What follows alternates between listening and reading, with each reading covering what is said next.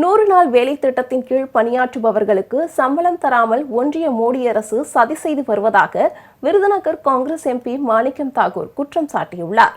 மதுரை மாவட்டம் திருப்பரங்குன்றம் தொகுதிக்குட்பட்ட சூரக்குளம் பகுதியில் 100 நாள் வேலை திட்ட பணிகள் குறித்து ஆய்வு மேற்கொண்டார்.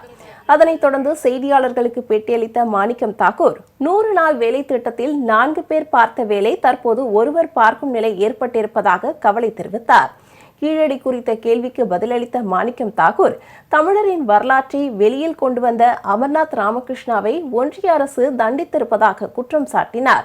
திருமணத்தில் சீப்பை ஒளித்து வைத்துவிட்டால் திருமணம் நின்றுவிடும் என நினைப்பதைப் போல் தமிழர்களின் வரலாற்றை மறைக்க முயற்சிப்பதாக கூறினார்.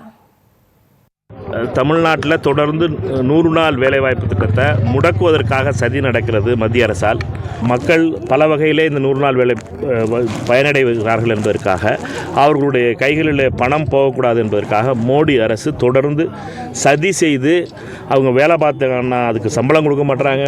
சம்பளம் வேலை பார்த்துட்டு ரொம்ப நாள் காத்துக்கிட்டு இருக்க வேண்டியதாக இருக்குது. இல்லாட்டினா இப்போ என்னென்னு அப்படின்னா 2021-22 2 கோடி பேர் பார்த்த வேலை